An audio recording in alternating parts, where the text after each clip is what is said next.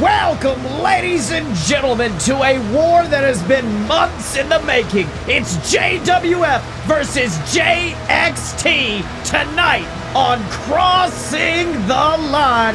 I'm your host, Silver Spoon, joined as always by the captain of this ship, Captain Tibbs.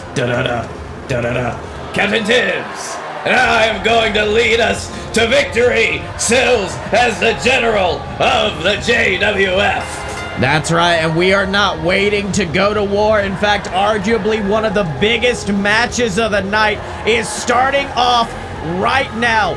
4 men, 4 JXT superstars, 4 JWF superstars are going to get into that ring, battle it out, and see who is the best of the best. And of course, we see here the captain of Team JXT, the man known as the Nightmare, Gozzie. Yeah, listen, we've seen what Gozzie's capable of over the last few months, although we've seen that he has now just become what amounts to a whipping boy to Scottye Moore. That's right, but 2 men who will definitely not become your whipping boy are these men. We have seen them fight for the tag titles in the past. We have seen them dominate in the ring. It is the team of the Bone Crusher and the Titan. They are the Blockbusters. The Blockbusters were a terrible loss from the side of Team JWF, Sills, I have to say. And the fact that they are on Team JXT, it is going to be a huge obstacle for our boys to overcome. But I am confident. That's right, but if you want to talk about a huge obstacle, that's one hell of an obstacle right there. The undefeated, the unbroken, the king of the hill himself, Robert Hill. One of the first defectors over to Team JXT, and you know that the captain of Team JWF, this man, Hollywood Hulcher, he definitely did not like it when he saw Robert Hill go over to the side of JXT. Absolutely not, Sills, but this man, Hollywood Hulcher, he stepped up. He stepped up and he came up to me and he said, yes, let me lead this team with these indomitable boys here, like the VWO, one of the best tag teams in JWF history. That's right. I mean, if you want to talk about this time of the year, we usually have our Los Trios Tangos pay-per-view, and when it comes to that show, the VWO have been dominant in the past, but of course, there's one person we weren't sure if we'd see tonight, but here he is. Tibbs, I know you know him all too well. He is the former JWF champion himself, Chuck Tibbs. After all these weeks of silence, after letting him work through everything, Chuck came through, and I couldn't be more proud of him. Couldn't be more proud of him, Sills. He's gonna be here, and he's gonna be part of Team JWF's victory. That's right, we do of course remember Chuck replacing the injured Funky Flossie.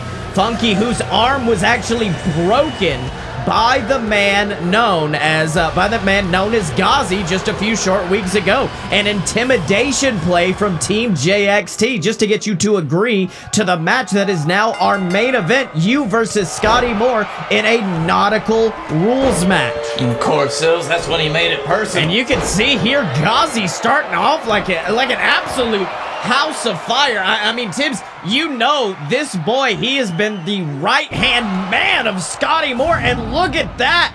Only, a minute into the match, already snapping the arm of Hollywood Hulcher. That is what took out Funky Flossie.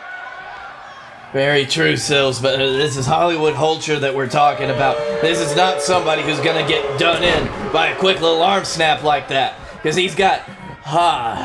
he's a big boy, isn't he, that Robert Hill? Yes, Robert Hill entering the match for the first time. But look at this, Gozzie going after Griffin Clouds on the outside. Beautiful suplex from the Nightmare. Now punching Chuck Tibbs off the apron. Gozzie came out here to prove himself tonight. And Tibbs, let me tell you, given his performance so far, I'd say he is doing that. But he's been caught. He's been caught. Hollywood Hills, but no. A Hill sends Hulcher to the mat, and Gozzie once again retains control and drops Hulcher on his skull. Early pinfall, 1, 2. Ooh, kicking out is Hollywood Hulcher, but I don't know if he can outsmart the captain of Team JXT. Oh, but unfortunately, it's about to spell doom. Oh, bloody eagle. And quite appropriately, Hulcher is bleeding, goes for the pinfall. 1, 2, 3. And look at Robert Hill. Look at Robert Hill beating the hell out of Justin Clouds before he can even break up the pin.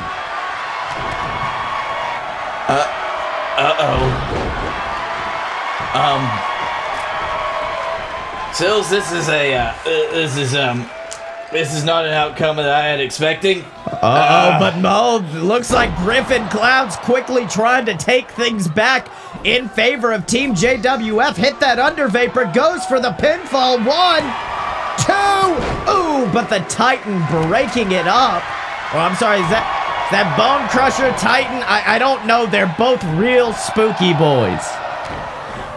Sills, I am going into what is now known as panic mode about 5 minutes into our pay-per-view. Because the captain of our team, who I've put so much stock in over the last few weeks, is now gone. But he knew how to pick a team, Sills. He knew how to pick a team because he's got the king in the ring right now. That's right, the king of the Steel City, Griffin Clouds, taking it to task.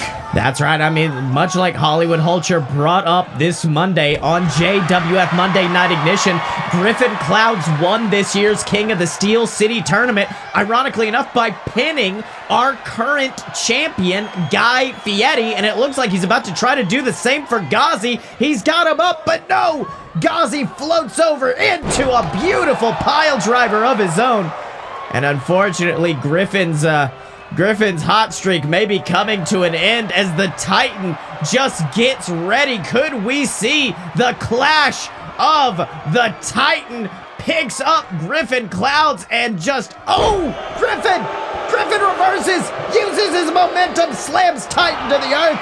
And of course, up there, I'd like to remind everybody, if you want to hear the story of how this war began, subscribe to JWF Monday Night Ignition on iTunes, Spotify, wherever you get your shows. And then enjoy Griffin Clouds, as he is just, this man is taking people to Tombstone City. Absolutely, Sills. We're going down under to the vapor, as some would say. That is right. And now, I think it is all over, but the hurting for the Titan, going for the pinfall, is Griffin Clouds. 1, 2. Oh, Gozzie breaking it up at the last minute. I mean, you would think the Bone Crusher would come save his tag team partner, but it seems like Gozzie is taking his role as captain seriously. He is trying to protect every single member of his team. Yes, it looks like Gozzie was the one that called the audible there to go in to save the Titan, and that's surprising. That's right, even more surprising, your son Chuck coming in, locking the Titan in the captain's hook, but unfortunately, one of the big problems we have seen with Chuck and that captain's hook, he just can't get him out of the ropes. Goes for the pinfall though. 1, oh! Quick kick out from the Titan there. Sills, there's one thing about the captain's hook you need to know. That's the captain's hook can only be applied in about 10% of the ring space to keep somebody from moving to the ropes too quickly. That's a fatal flaw, some might say, of that maneuver. That's right. Beautiful lariat from Chuck takes the Titan down. And at this point, if you're Chuck, I would go for this right here. He has got him locked up.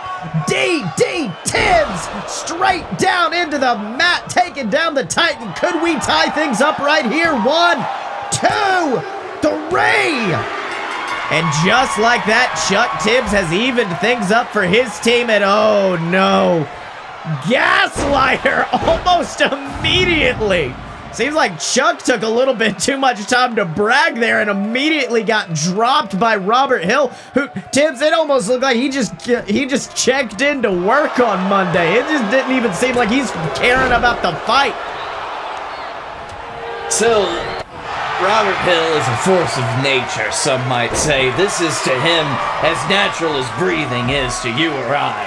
And that is what terrifies me about this man. That's you right. see how easily he suplexed Justin Clouds, just like that. That's right, but look at this. Chuck immediately bringing the thunder. Chuck immediately trying to stop Robert Hill at the pass, trying to end that undefeated streak of the man known as the King of the Hill, but was going for a spear off the apron, but Chuck reverses into a big head kick before sending Robert into the turnbuckle. But Robert dodges, and at this point, if you're Chuck, what can you do? What can Chuck Tibbs do at this point against this massive beast known as Robert Hill? Sills, at this point, Chuck needs to choose his shots a lot more carefully than he is right now. This is not a time to be facing your opponent head on, I'm sorry to say, but Robert Hill, head to head, anybody on Team JWF is going to be hard pressed to stand against him. Just like Chuck is being taken to task right now. The Robert Hill problem requires a creative solution. That's right. I mean, you can see Chuck just being absolutely devastated on the outside by Robert Hill. Just laying in those big, meaty shots.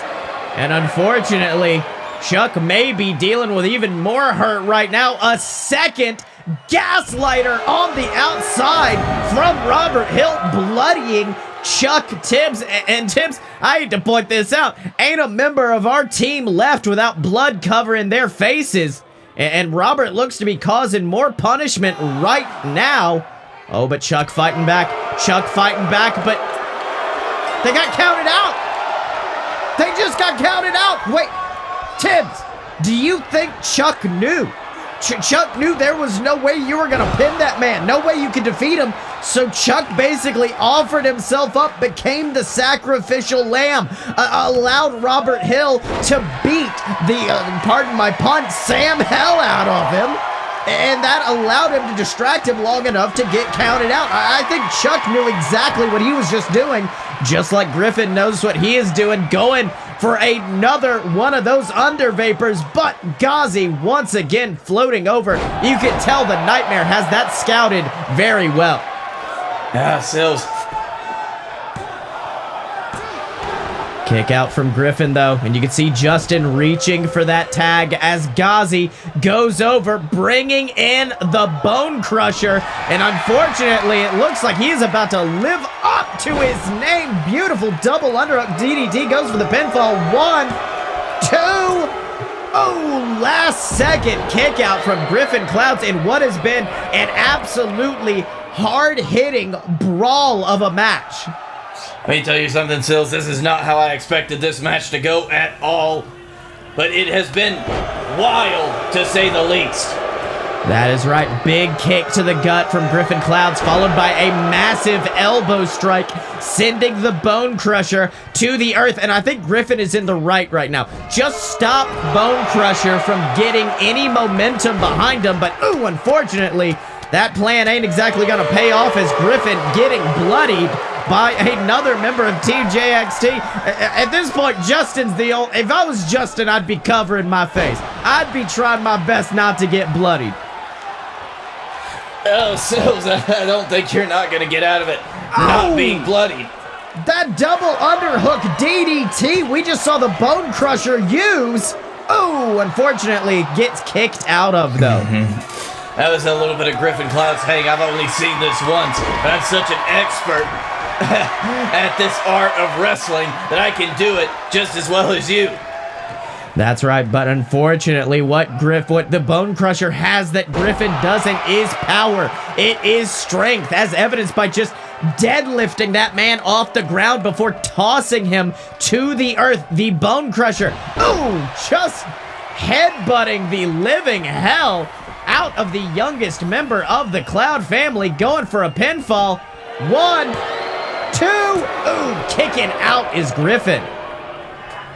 That's a good on Griffin Clouds. This is some resiliency that I've not seen from him in a while. Especially after that mangling he's taken from the Bone Crusher. That's right, Bone Crusher absolutely devastating in this match. Big knee and then the neck breaker. Meanwhile, look at this. Gozzie distracting the referee, Shibata. I think he might have been afraid there was a 3 count coming, but unfortunately, Griffin just kept causing more punishment. And let me tell you something. If there's an MVP of this match, I would definitely put that on Griffin Clouds. But, ooh, he eats a big shot from Gozzie and Shibata. Shibata, get Gozzie. He is holding on to Griffin Clouds, stopping him from beating down his own teammate. Once again, why is he looking at Bone Crusher? Stop it, Shibby. Once again, though, Gozzie proving to be an almost patriarchal figure to Team JXT. But, ooh, looks like the Bone Crusher used that distraction to his advantage, going after Griffin with everything he has. But look at Gozzie. Gozzie is eating all of the punishment that was meant for the Bone Crusher, which gave him the energy to hit that big boot.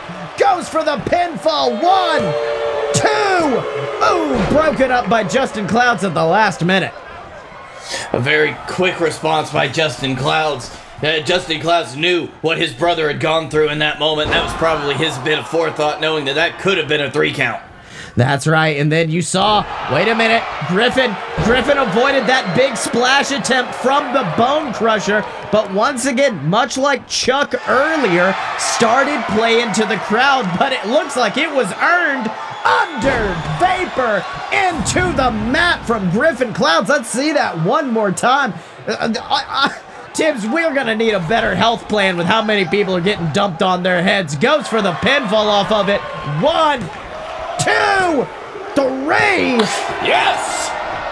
And Tibbs, Gozzie is currently in the ring with one of the, I will say it, if not the best tag team in JWF history in the form of Griffin and Justin Clouds, the VWO, and they are absolutely taking it to the nightmare. I know you're kind of invested on one side or the other, but what would you say Gozzie needs to do right now to get the upper hand in this 2-on-1 situation? I'm going to be honest, Sills, based off of Griffin.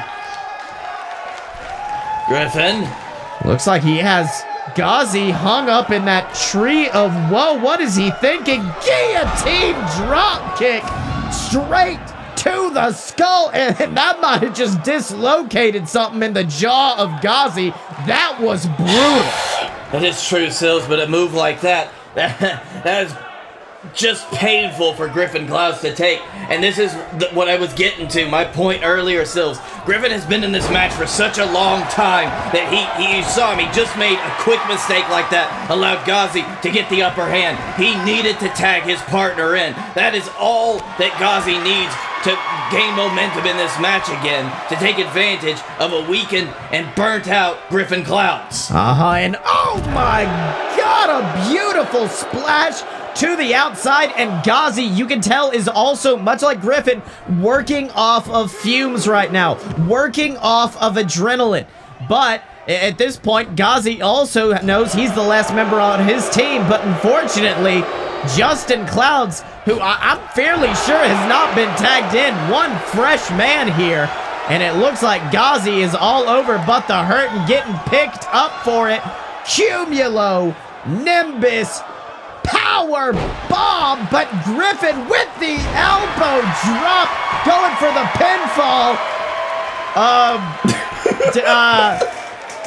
Tibbs? He's holding. Sills, what the fuck just happened?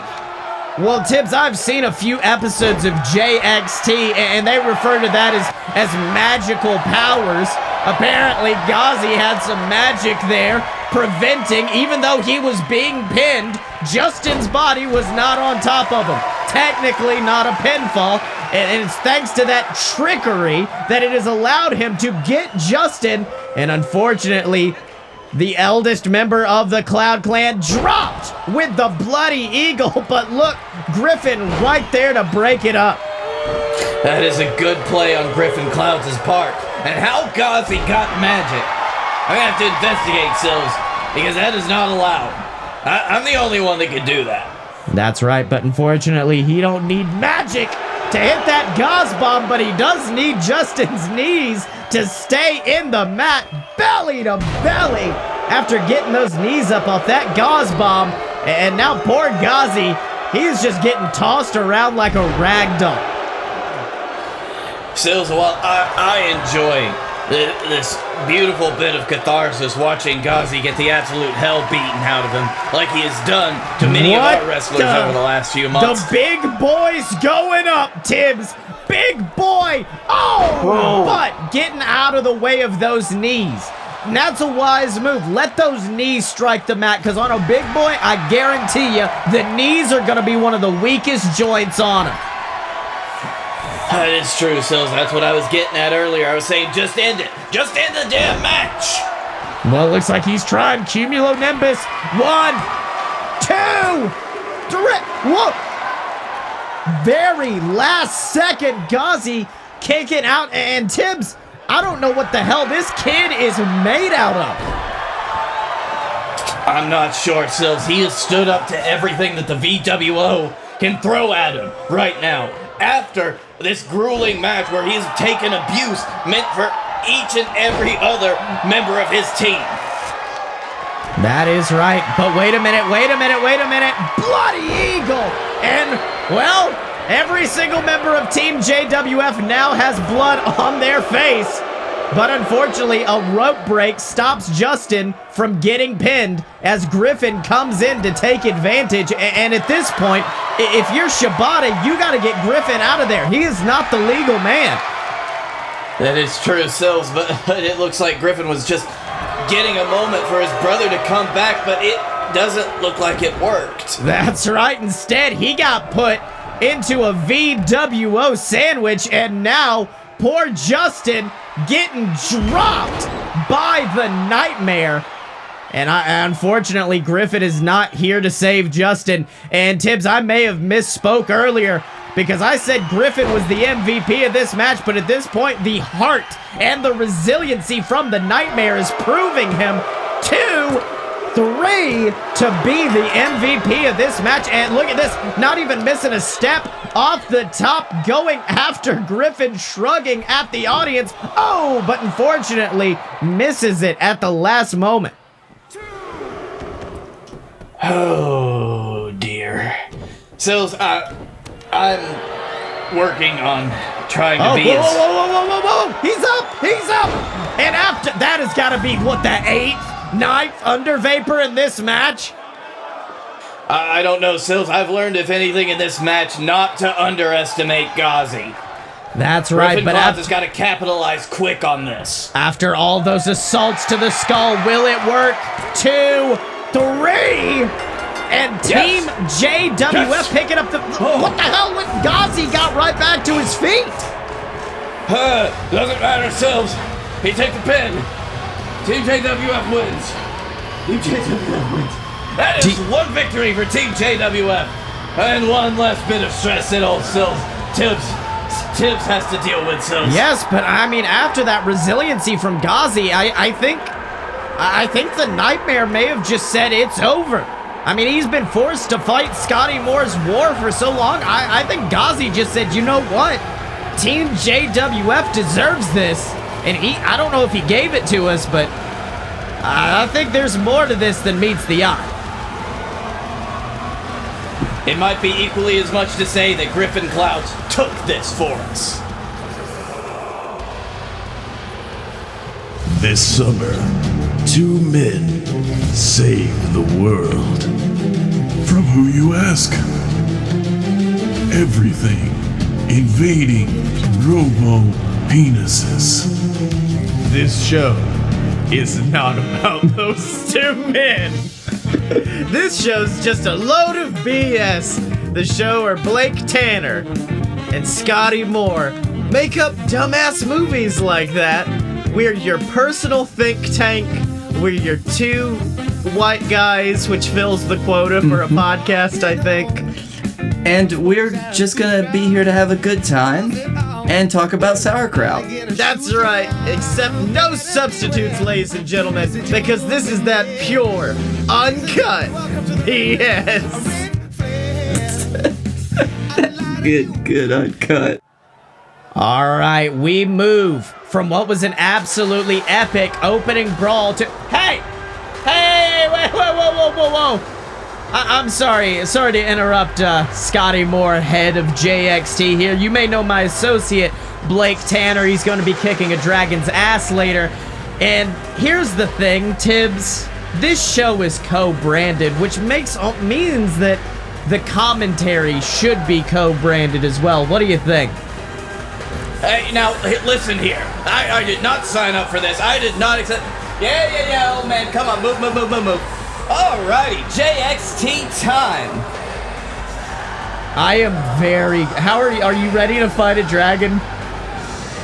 I am. I'm very glad that we've come to a common ground on kicking Falcor's ass. I really think that helped rebuild the bridge between us.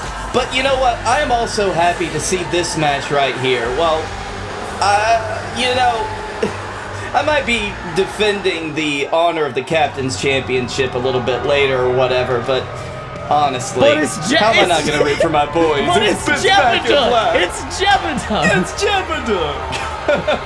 No fucking way.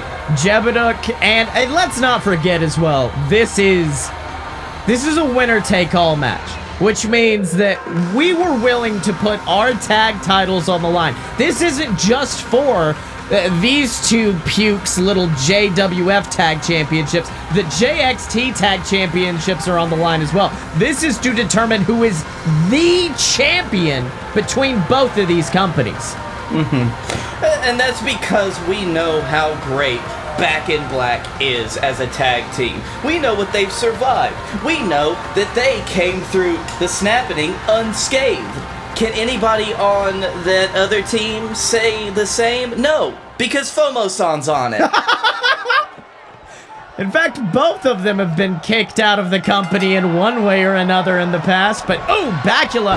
Well, I was going to say Bacula starting off strong, but FOMO with a flatliner taking him down. Meanwhile, Hammerman going straight after Jebediah.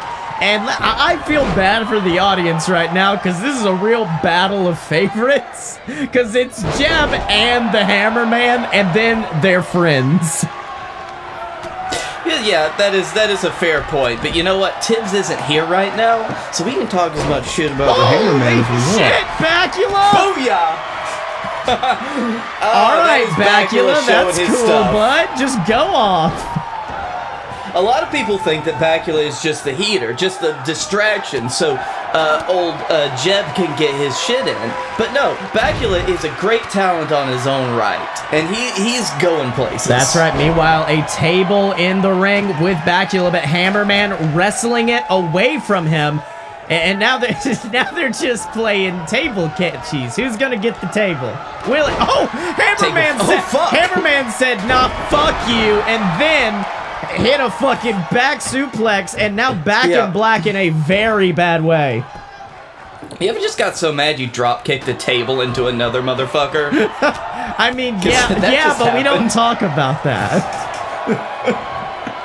I'm sure it's happened before, right? Yeah, all right, Hammerman. Hammerman said, "Fuck the table. I don't need no stinking tables. I'm the Hammerman." Throwing that table on top of Bacula, too, adding insult to injury. Now, surprisingly, lack of ladders in this match so far. That I've seen table, I've seen chair. I ain't seen, other than the one that's set up for, like, fucking decoration, I have not seen a ladder. Well, correct me wrong, Bacula. And, okay, he's not even setting it up to go for the titles. He's just, okay, he's setting it up for Jeb to do a cool thing. Fucking That's right. Get it, Jeb! Oh, no! Oh, no! Jesus Christ, he just crashed and burned into that metal, and FOMO-san is taking full advantage of that. Meanwhile, Bacula catching the Hammerman, who just sends him through that table.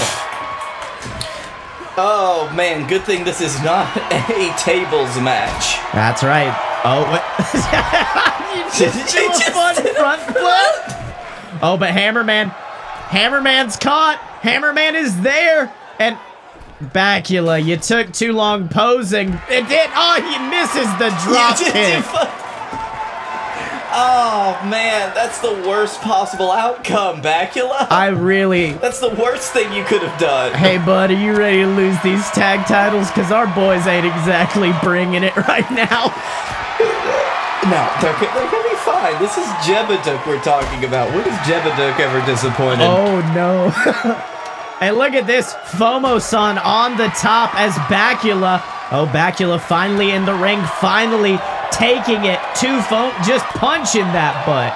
Punch the butt. Oh, and big power bomb off of the ladder sends FOMO-san to the earth. And of course, we know the long and storied history between Jebeduk and FOMO-san. Their rivalry over the BS championship was legendary. In fact, only 2 people ever managed to get one over on FOMO-san. Oh, no, Bacula. Oh, Bacula. No. Oh, God. Oh, good job, buddy. That almost decapitated the Hammerman. That had full-on wrecked him. You know what? He still fucking got up, though. I don't want to... What is Hammerman made of? Because he's... Hammers. One of the most resilient... He's made of hammers. Yes. All right, FOMO, though, once again with control, and Jeb trying... Jeb, you're as tall as FOMO is on the ladder. You're that tall. Just, like, grab it out of his hands. Yeah, at this point, you could just jump and get them, Jeb. Jeb? Big kick, though. Why did you just stand there? Well, he likes... these boys are liking their poses in this match. And I think we learned during that last match, poses are a bad idea because Robert Hill would drop you on your fucking head if you pose too long. Fucking head. Yeah, that was actually a very nice moment. I did hate how that fucker Chuck got him counted out like that, but you know what? Whoa, flippy shit. Fuck yeah, Bacula. I always forget that Bacula can do flippy shit. I'm like, no, he's just the tag partner. Oh, that's right. He is a good lucha boy.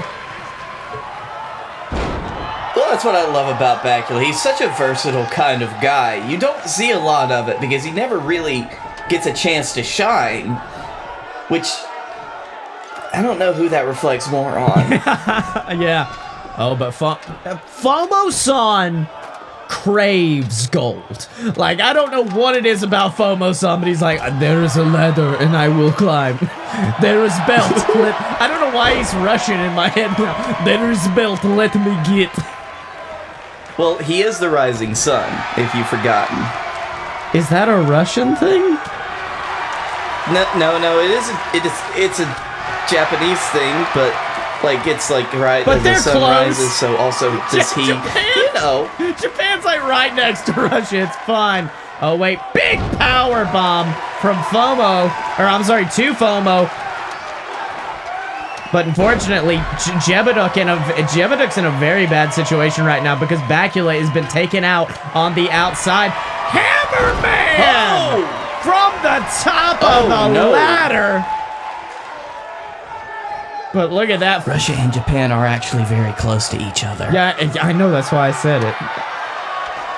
Oh, but look at that. FOMO-san. Oh, gets sent to the earth by Bacula, who may have just saved our tag titles that quickly. Yeah. Bacula and Jeb have redoubled their attempts, and it's like they've gotten their second win. You see Bacula with that amazing flip on top of FOMO-san. That's right. Now, look at that. Hammerman being forced to roll to the outside as Jebeduk is on a clothesline spree. He is going crazy right now. Big shot with the ladder, and just like that, Back in Black gained their dominance once again. Let's not forget the way they won their titles. The match seemed pretty even, but then it was just a very last-minute move that allowed Back in Black to get the advantage. That is very true. So, really, Back in Black, you can't count them out until the very end, until they've either won or lost. That's right, but you can see Hammerman now going after Jebeduk, trying to get people out of the ring at this point. Because I think the Rising Suns have realized the fact that you're not going to be able to keep these guys down. At this point, your best bet is just keep them as far away from the ring as possible so it takes them a long time to climb in and get up that ladder. Exactly. At this point, you've got to have at least, or do what FOMO-san has done, and just like threw a table on top of Bacula to keep him occupied with a table. That is right, but wait a minute. Jebeduk is up. Oh my God, let's see that one more time. Oh, that table just crumpling underneath the weight of Jebeduk. And I think just like that Bacula underneath that table, Jeb's been taken out, pushed through a ladder, and unfortunately FOMO-san has the tag belts in hand. Can he do it? Fuck. Well, Does that mean they have to come down to JXT now? how else are we going to get... Now wait, I will say, we do have some instant number one contenders ready to go. So next episode of JXT, Matt Mania's taking on these two fucks. Get our titles back, Neo. Do it. Come on.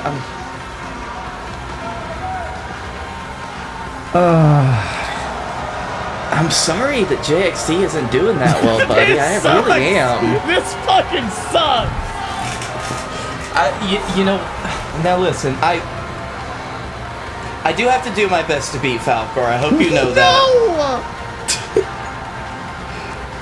I just like, oops.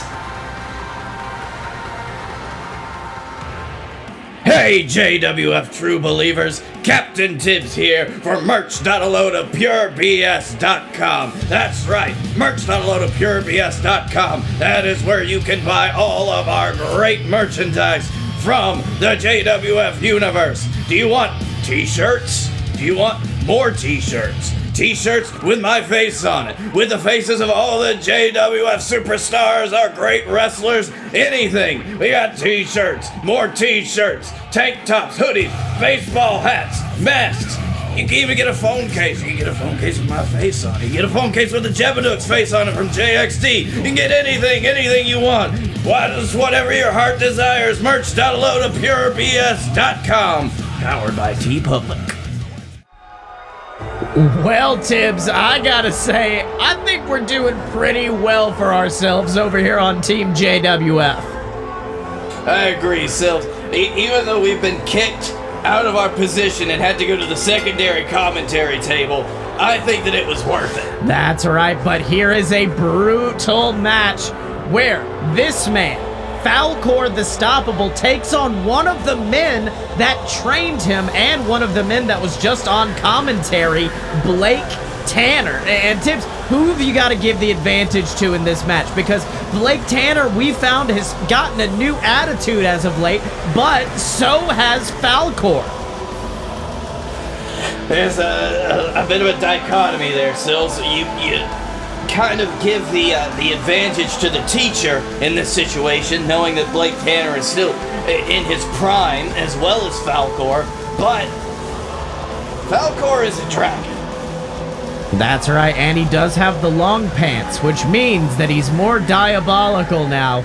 But can he prove to be as diabolical as the captain's champion himself, Blake Tanner? And here's the interesting thing about this matchup.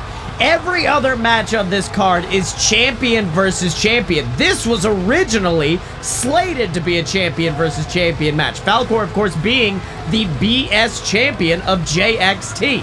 The match was signed on Monday, and then guess what happened on Thursday? JXT happened, Falcor put his title on the line, and he lost. And Tibbs, I gotta say, that doesn't bode well for the Dragon in this match.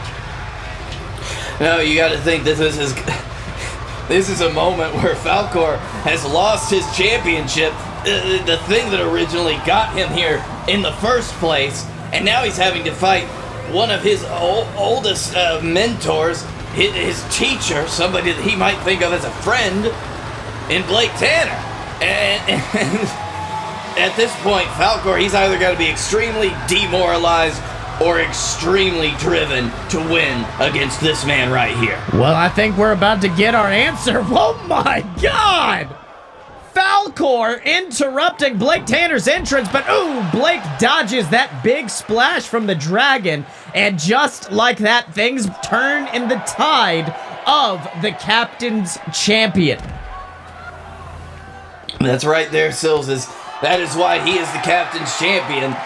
He's able to turn it around for him so quickly. Blake Tanner, of course, he's still coming off of a really bad streak for most of this year of 2020, like most of us. But he's had very few wins, Sills. As a matter of fact, the biggest win this year is when he won the Captain's Championship at Heck in a Sec. Well, I gotta say this.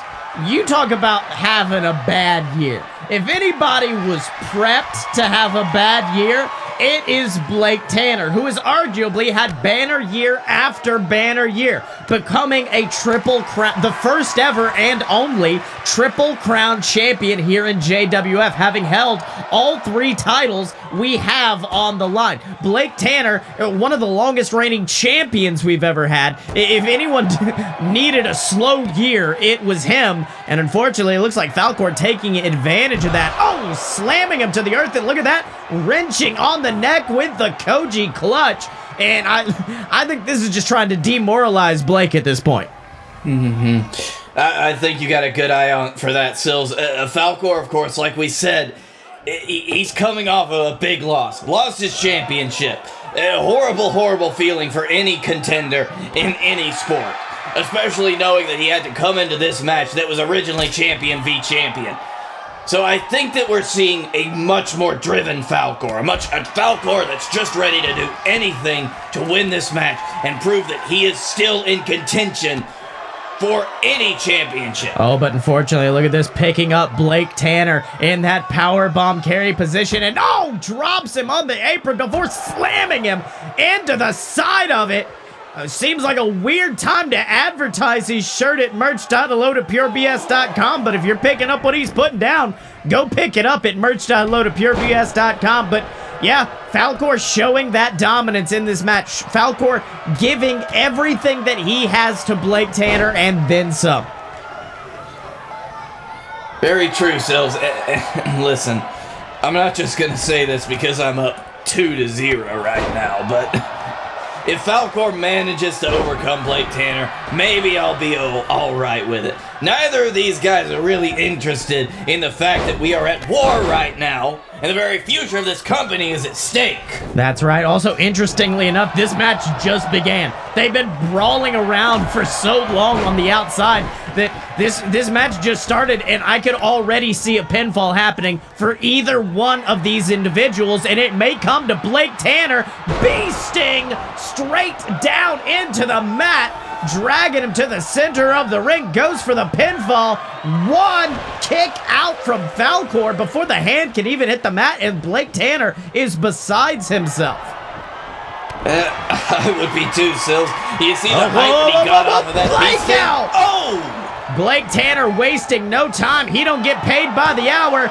2, kick out from the Dragon once again. And at this point, if you're Blake Tanner, you're thinking, what is it going to take? I'm sure Blake Tanner, he said it before. He taught Falcor everything he knows, but he didn't teach Falcor everything that Blake Tanner knows. He knew he had an advantage going into this match, and I think these early kickouts may be getting in the head of Blake.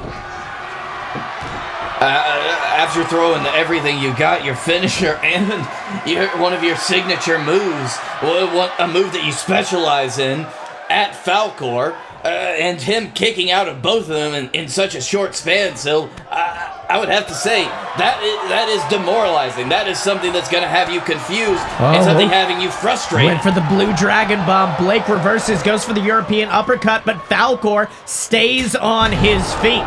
And at this point, Blake Tanner now, he's in a bad spot. He's hit him with everything that he has, but he has not been hit with everything that Falcor has. And if I'm Blake Tanner, that's going to put me in a spot of worry, and I would do things like this. I would try to slow the momentum, just like that. He knew a rope break was coming, but it got Falcor to stop moving long enough for the tide to turn back in the favor of Blake Tanner.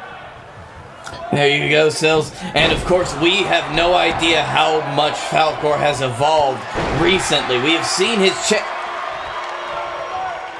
Well, I like we said, he does not care about the war. He doesn't care about the rules. But unfortunately, it has allowed Blake Tanner to take advantage, propping that dragon up on the top rope. What is Blake Tanner thinking? Oh my God! Crumpling in the ribs just like that, goes for the pinfall. One, kicking out is once again Falcor, Falcor is not giving Blake Tanner an inch in this. No, that is a very true statement, Sills, which it pisses me off. I love to see when somebody gets taken to task for attacking our referee. That's right, went for the drop kick. Blake Tanner wisely avoiding it, sending him into the ring before stomping away on the boots, stomping away on the body of Falcor, the Stoppable, who you gotta think Falcor has had an emotional year and gets another bee sting for his troubles. Drags him to the center of the ring once again. Blake Tanner going for the pinfall. Another kick out. Falcor proving tonight that he is not Falcor the Stoppable. He's Falcor the Unstoppable, but this Blakeout may just prove me wrong. Dragging him once again to the center of the ring. Goes for the pinfall. 1, 2 and 3/4. Falcor kicking out, and Blake Tanner is pissed. Blake Tanner is visibly upset at this point. Absolutely, Sills. 2 Blakeouts, 2 signature bee stings, and the height that Blake Tanner got off that. Those would be anything that would put any other competitor down in this situation. I'm amazed at what Falcor is made of. That's right, big kick to the gut from Falcor, who picks up Blake. What could he be thinking? Sends him into that turnbuckle. Could we see it? Dragon kick! Straight to the skull, goes for the pinfall. Oh, but unfortunately, he is in the ropes and Tibbs? I know this is supposed to be JWF versus JXT, but that ain't JWF music and that ain't JXT music. That's what the hell just happened? What the fuck? 1, that was Sheamus. 2, kick out. What the hell? They're dragons in Ireland, Sills. I don't know, but he is a dragon slayer, and oh my God, slamming him down is Blake Tanner. And unfortunately, that big kick, hey, look at this. Falcor ain't even moving. Falcor is now broken. Falcor, I don't even know if Falcor can come back from this. I'm not sure, Sills. As you see that moment, Blake Tanner gave him... And he is so dazed, he walked straight into that into that bee sting, and is now directly in the path of an elbow drop, but gets out of the way. It was very strange, Sills. Blake Tanner seemed to give Falcor a moment to come to after that. Oh, Blue Dragon Bomb! Blue Dragon Bomb! Just like that, putting him down is Falcor, and that is the big move he needed. That is that big advantage Falcor needed, but unfortunately, Blake Tanner once again has got him in the ropes. This is a good place. Blake Tanner once again slowing down that momentum, trying to get it back in his favor to hit one of his big moves. At this point, I think this is all Blake Tanner's got to. It's like he's lost a lot of his versatility in the ring. That is right. And look at this, picking him back up, and look at this, just wrenching on the neck. Blake Tanner working a slow and steady pace. And if I've learned anything during my childhood, slow and steady will win the race, but not if you're fighting a dragon. Big shots to the breadbasket, and now Blake Tanner stuck up in the corner. What in the world is Falcor thinking here? Oh, we could see it. Could see a big superplex off of that big turnbuckle. That fall to the earth could prove deadly, but what the hell? Falcor! Falcor! 1, 2, 3! Falcor just dropped Blake Tanner directly on his cranium. That is 175 pounds of pure muscle crunching down on the neck. Falcor could have damn near just killed Blake Tanner.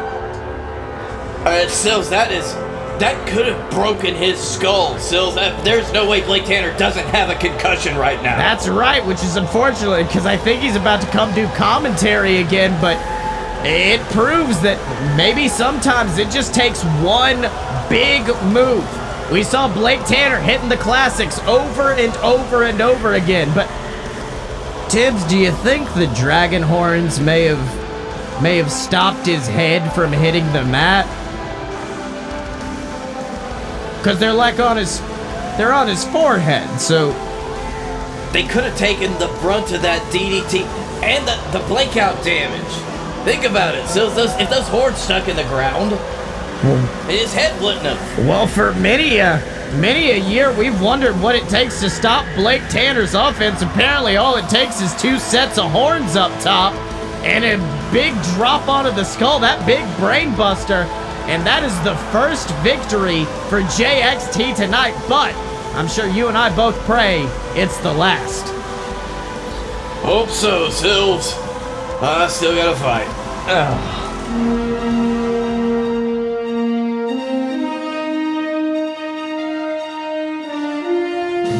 The year was 1969. The US was in a race to the moon against the USSR. What they didn't expect, however, was to find their real enemies not waiting in Russia, but instead on the very moon they were aiming for.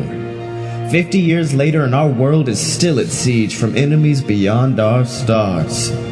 And that's where the Space Marines come into play, and let me tell you something, I'm one of the best. The name's Dane Armstrong, the world's greatest Space Marine, and the man who's come to save your asses. Not really. Join the BS Network as they head straight into the stars for Deviant, an audio drama featuring action, adventure, space piracy, and karaoke?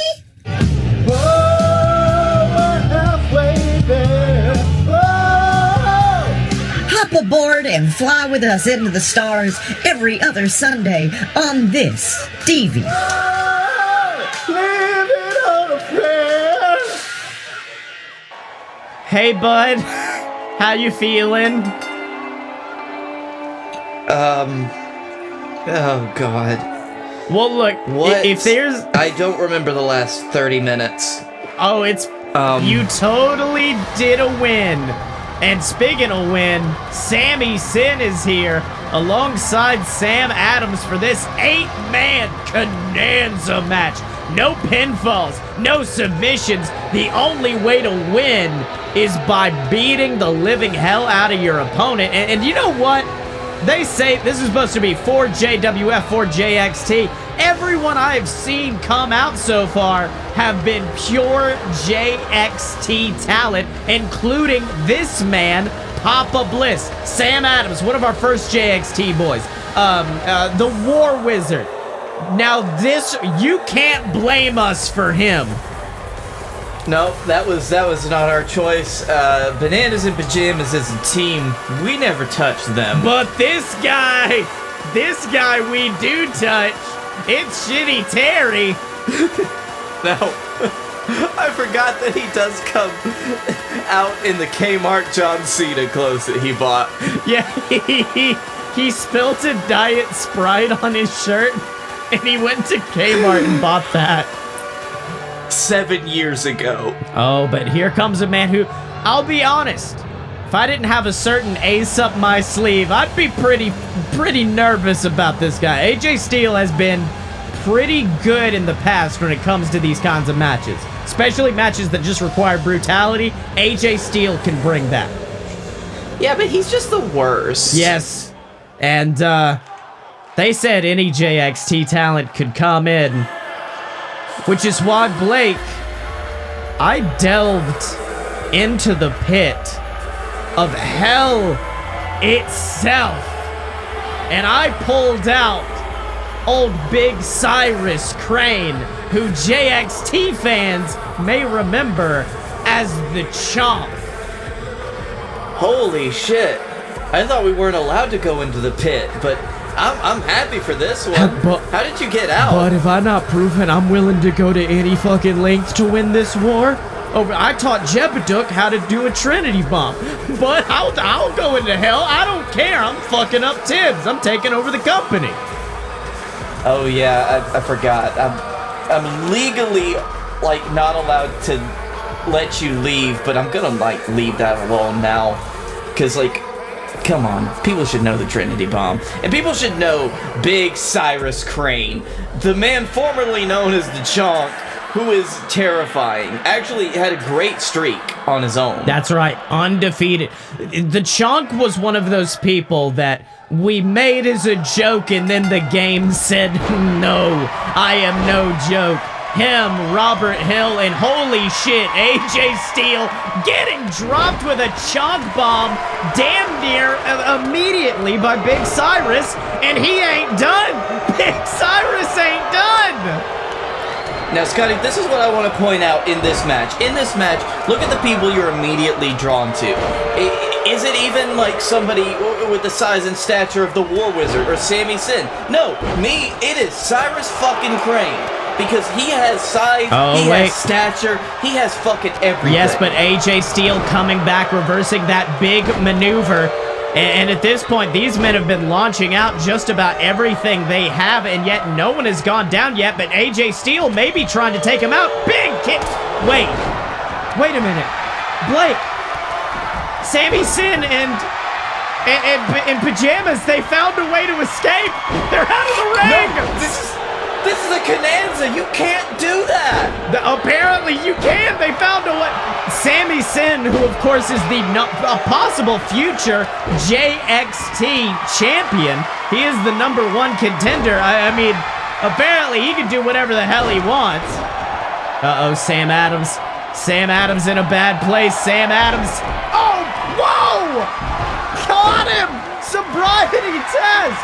Now, I will say Sam Adams has the biggest advantage of anybody in this match because he has his partner in the in the fucking Hard Americans, AJ Steele, in there with him.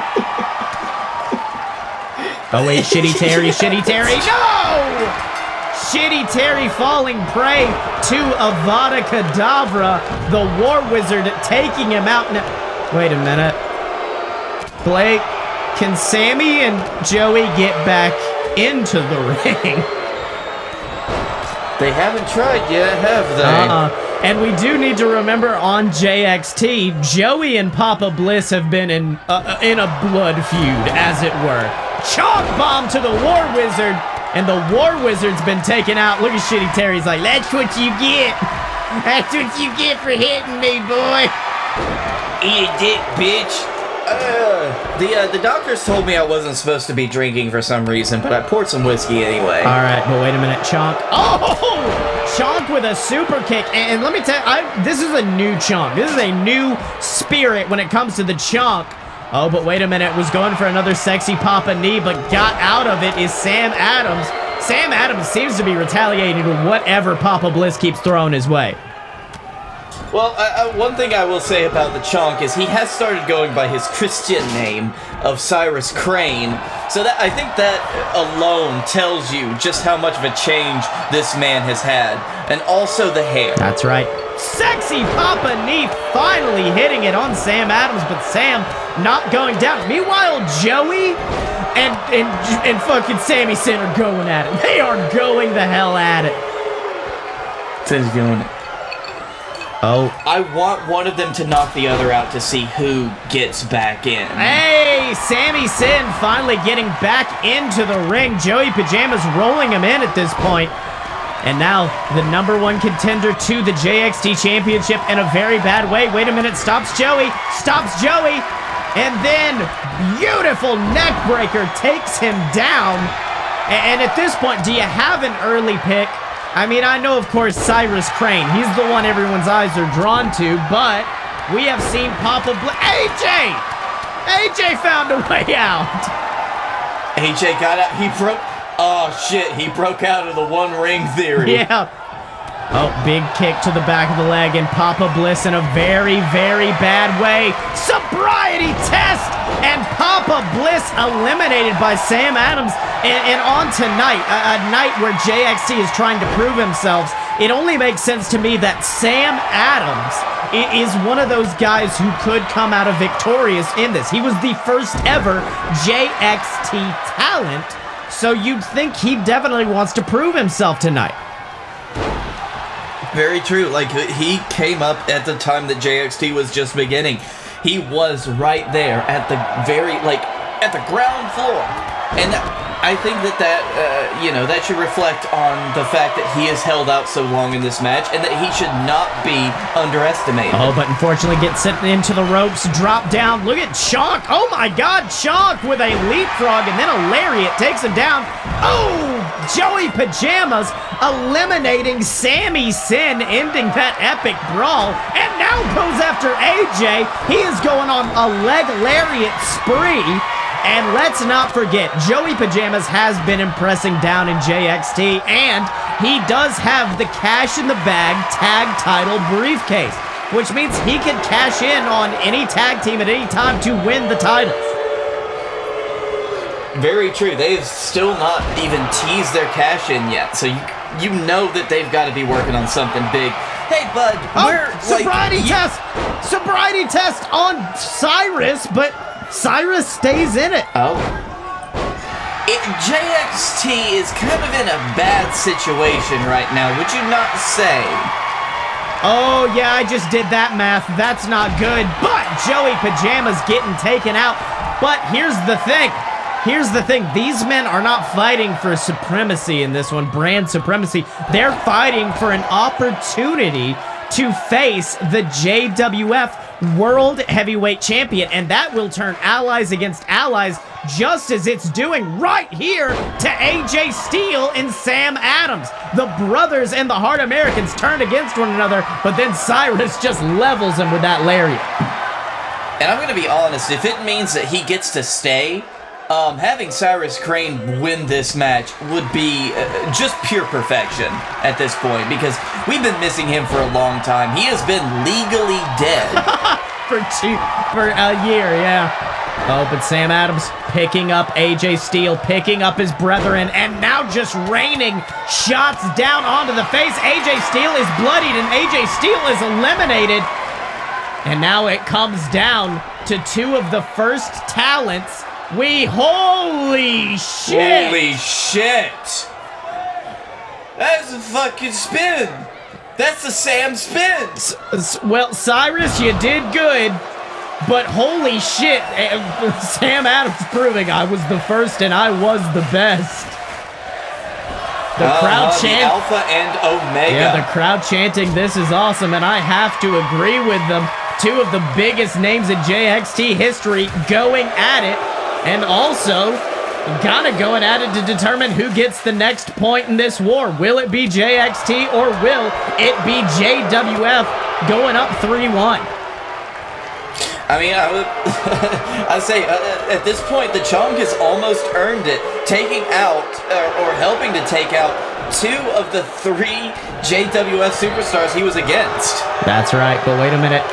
Being picked up by Sam Adams, Sam dragging him to the ropes, and we know Sam Adams has been looking to get into the JWF title picture for a very, very long time, and I think it would be a big boon for the Hard Americans, but Chonk's got him up, slams him to the earth, and then, what the hell? Oh!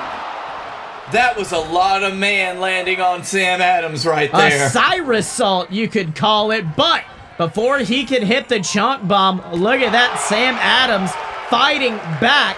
And now at this point, both of these men are just trying their best to hit off their biggest moves, and it's a matter of who can hit it first. That is true. Although, at this point... It may be all... test might be in the future. Wait! Pushes him away is Cyrus Crane, but eats a big kick. Ooh, but returns with a shot of his own and picks him up. Could we see it once again? Drops him down, and Cyrus Salt gets him the victory and ties us up 2-2. JXT winning over JWF. And that ace in the hole, that trip to hell, I gotta say, it paid off in spades, because the next JWF champion, well, he's coming from JXT, and his name is Big Cyrus Crane. And when the devil comes for your soul, I'm sure we'll have to deal with it then. Don't set up a fucking storyline I'm gonna have to pay off. Like, don't do that shit. But there he is. The former man known as the Chunk, one of the most dominant JXT champions in history. He's coming for the JWF title. And if I was Guy Fieri, I'd be afraid.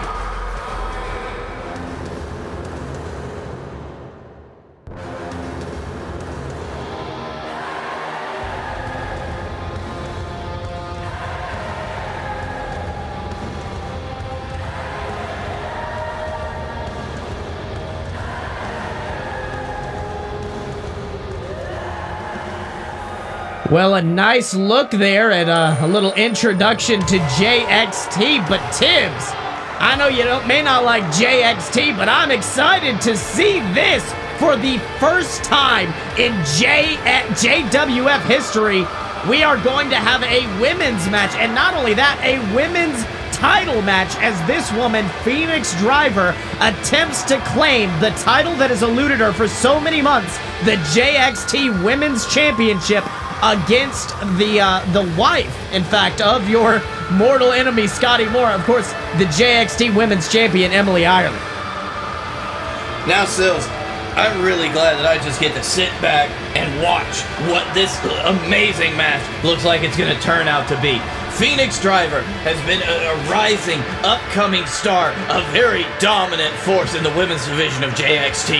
And Emily Ireland, she has done the unthinkable in JXT. I will have to give credit where credit is due in saying that the women's division of JXT is light years above anything we could hope to do right now, which is why I'm going to snipe the fuck out of them in a few months. What? What? What was that? What? I didn't say anything. This is going to be a great match. But there is Phoenix Driver, inspired by that Japanese style of pro wrestling, a brutalistic, strong style to all of her maneuvers.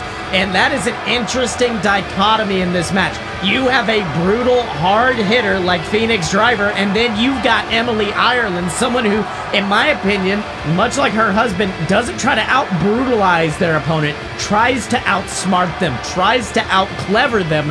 But, like a famous man once said, everyone's got a plan until they get punched in the face. And I think one punch from Phoenix Driver could ruin all of Emily Ireland's plans tonight. Punch her at clothesline, Sills. That's all I can tell you. That's right, but here she is, the JXT Women's Champion and the winner of their Highway to Hell tournament this year, Emily Ireland. It looks like just joining her is her husband, Scottye Moore, and I gotta say, that does not spell good things for Phoenix Driver. That does not at the moment, Sills. No, that is, as a matter of fact, one would say, having a manager in your corner might be a bit of a disadvantage to your opponent if that said manager is of a certain type of personage. Like an asshole. Like Scottye Moore. That is right, but there she is, the JXT Women's Champion, of course, winning that title from the Ultimate Karen at this year's Snapping pay-per-view. And we know, I don't know if you tune in every week, but the Ultimate Karen was an absolutely disastrous person. We talk about how great the women's division was. There was just one blight on it. It was Ultimate Karen, and Emily took care of her and took her title while she was at it. True, Sills. Let's also say she's the first person to pin the first women's champion in JXT, Ayana. That's right, but wait a minute. Big boot from Phoenix puts down Emily. And unfortunately for Emily, I think bad things are in her future, because look at this. Phoenix not even waiting, just continuing the assault on every single body part, going after the face, going after the torso, going after the legs. Phoenix is systematically taking her apart, but look at this. Scottye Moore at ringside, quickly distracting her. And look at this, it allows a big backslide, goes for the pin, one, kick out from Driver. And look at that stare down, almost looked offended, Phoenix did. Very true, so especially coming into this match, Phoenix Driver, probably not what Emily Ireland had expected. Not what she came in expecting going for to start a this power bomb, match. but no! Reverses the power bomb, attempts into a roll-up, 1, 2, reverses into a roll-up of her own, 2, kick out from Ireland. Amazing start to this match, Sills. Manager interference notwithstanding, honestly. That's right. I mean, that's what I was saying before this match. Phoenix is bringing the brutality, but you've seen what Emily's been doing. She's been hitting those quick roll-ups, trying to escape this as fast as possible. Look, once again, reversing that powerbomb into a roll-up. 1, ooh, kicking out his Phoenix Driver. That's the thing you got to add on to that. Those quick roll-ups aren't just roll-ups, Sills. They do damage. They do hurt to take. And that is what Emily Ireland is hoping will get her the pinfall. Just that momentary stunning of her opponent, Phoenix Driver, into that 1, 2, 3. That's right, but look at this. Oh, I thought we might have seen an early attempt at that Rainmaker maneuver she likes to employ. But instead, once again, getting rolled up. Emily is in desperation mode. Emily has seen the type of devastation Phoenix can bring in a match, and I think she's trying to get it over as soon as possible. Very true, Sills. That's that third time, I believe, she's hit that Hurricane Rana-style move into a pinfall attempt. And she really wants to get that pinfall, but doing that so many times. Oh, wait. Phoenix has got to have Locking it it up. STF searching for a tap out is Phoenix Driver. Oh, but look at this. Emily raking those arms away from her face. And this may get her that advantage. And at this point, I think if I'm Emily Ireland, I'm going to bring some fire. These quick roll-ups aren't doing it. I got to start bringing some force. And she does it right there. Beautiful tope con hilo over the top rope. And she just soared through the air, taking out one of the most dominant women in JXT history in the form of Phoenix Driver.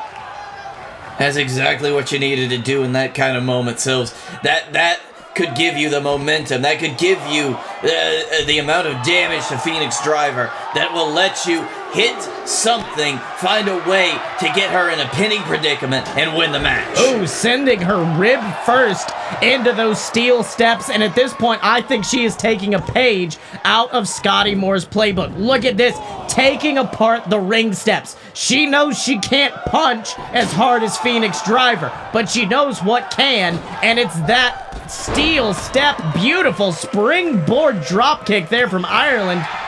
Oh, and looks like she may be setting her up. Those steps. Looks like she's setting her up for it. Could we see it? Blue Bomber. That power bomb variation straight down onto those steps. Go for the pinfall. 1, 2. Ooh, kick out.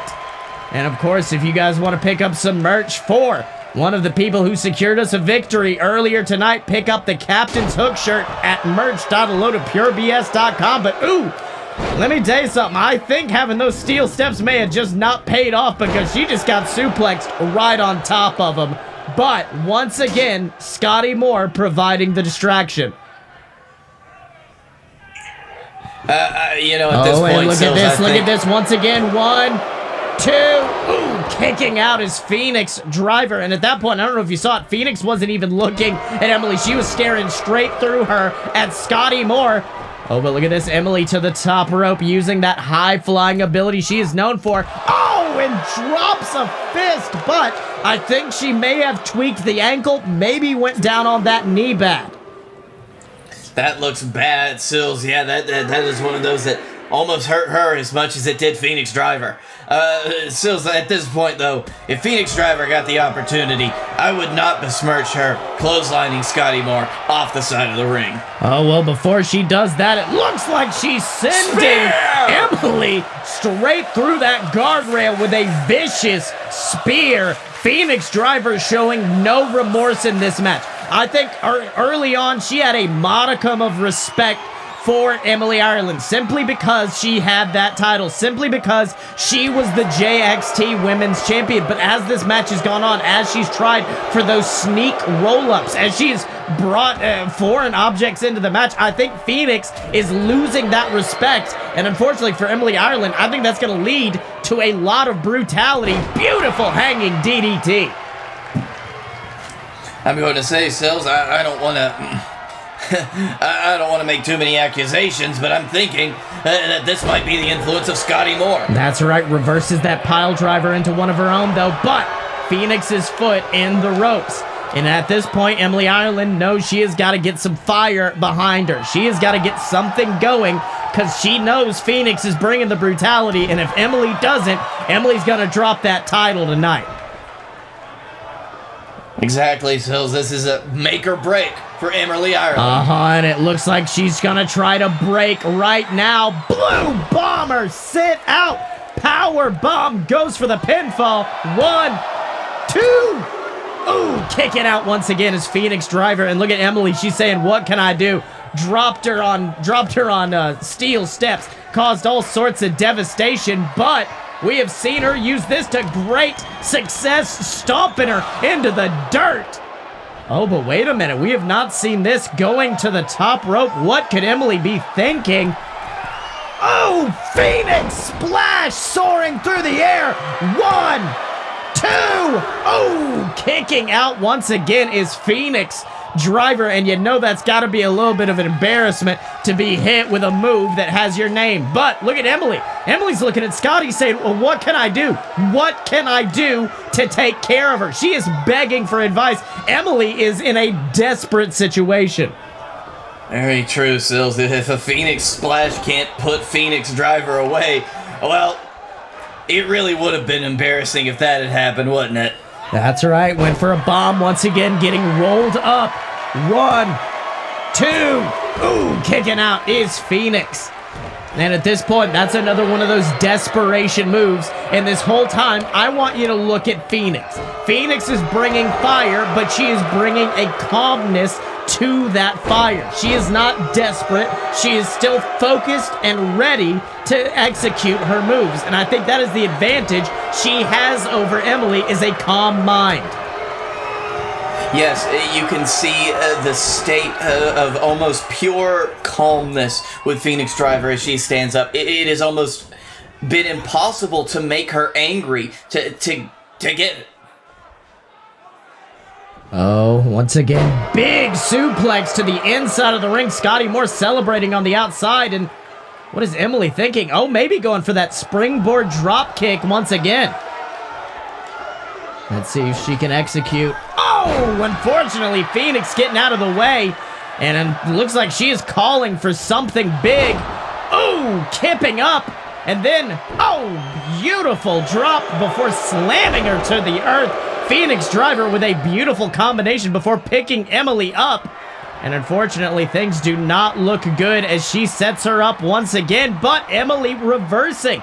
I will say, Phoenix seems unfazed by the offense of Emily Ireland, but Emily is bringing just about everything she has and more. That is true, Sills, but as you see, every time Phoenix stands up, it looks like she's barely even winded. That's right. Big powerbomb once again. 1, 2. Ooh, kicking out is Phoenix. And look at Emily. Emily is dumbfounded at this point. She's thinking, what can I do? I've given her just about everything I've got. And look at the Fieri just kicking the living hell out of Phoenix. This does start to reek of desperation, Sills. And as we know, desperation can either lead to your most creativeness, beautiful, or it could lead to your defeat. I don't think we have ever seen that from Emily Ireland before, but a absolutely beautiful maneuver sets her up for it. Blue Bomber straight to the mat, but does not hold on. Instead, opts to grab her, stomp her into the mat one more time. Emily's just she's hoping for compounding influence right now. She's hoping to put everything she's got over and over and over again and pray that all of that pounded on top of one another will get her that victory. And it looks like she may be aiming for it right now. Could we see a second? Phoenix Splash goes for it. 1, 2. Tibbs, what is this woman made of? Phoenix Driver, after having her chest stomped in by Emily Ireland. Emily could have broken one of her ribs during that. What is she thinking? That's a chair. That's a steel chair. That is not legal. Emily Ireland bringing some steel into the mix, which is quite frankly very illegal, before taking her and suplexing her down. But of course, we know later tonight in that match, in our main event, that chair would be illegal as she sends Phoenix flying into it before. What in the world is this deadlifting Phoenix slamming her down onto her head? And now, oh no, once again, got her by the arms, stomping her down, goes for the pinfall. 1, 2, 3. And Tibbs, Emily Ireland may be walking out with the championship, but in my opinion, Phoenix Driver is the one who came out looking victorious, withstanding so much offense, withstanding everything Emily Ireland had to throw at her and more. It wasn't until Emily grabbed a damn steel chair that she was able to get anywhere with Phoenix Driver. Absolutely, so that chair probably knocked her out, allowed Emily Ireland to get the win and retain her JXT Women's Championship. Ladies and gentlemen, the following event is scheduled for one clusterfuck and is set to occur in Birmingham, Alabama. Introducing first, he is the bearded man from the Badlands, the absolute Badlands, Scottye Moore! And in the other corner, sporting the modest plaid on plaid on plaid, the man with the plaid crown. The plaid is plaid on the plaid. The man who knows nothing about wrestling and everything about plaid, Blake Tanner. I'm sorry, was I supposed to do something there? I thought this was just you two. Oh, no, that's Dylan. Hey, Dylan. And we are the Fight Boys, and it's a show about professional and not so professional wrestling. Make sure to check us out, because when you're a fight boy, you're a fight boy for life. Hey, Blake, guess who the women's champion is? Guess who just pinned Phoenix Driver? It's my wife. But the man who's about to beat the living hell out of the king of Flavortown is coming to the ring right now. The only man to ever hold both the BS and JXT titles. One of the most dominant men in the history of our company, Chuck Gibbons. The man who just fought Houston Longhorn for the opportunity to call himself the greatest JXT champion of all time and came out victorious. He is here. And the best champion of all time is about to prove himself against Guy Fieri, someone who I'd argue, well, Brunch Boy Baron probably beats him, is the worst champion of all time. Maybe. You know what? There are some great JWF champions in the JWF championship lineage. I don't know, like, you know, think Griffin Clouds or the Dylan or me. Not Guy fucking Fieri. That's right. And of course, I don't know if you have had, but I've had my fair share of encounters with Guy Fieri. In fact, I'd like to argue that his entire path to becoming JWF champion, it started with me. He would not have that belt. He would not have gotten the opportunities he has gotten. He would not have gone through this change that he has went through if it was not for me. So, my opinion, I think Mr. Fieri needs to be polite tonight, take a finger poke of doom, and get a 3 count. I don't think he's going to do that for you. I don't think he's going to do that for you. This is Sunglasses Guy Fieri that we're dealing with here. Sunglasses Fieri. That's how you know he means business.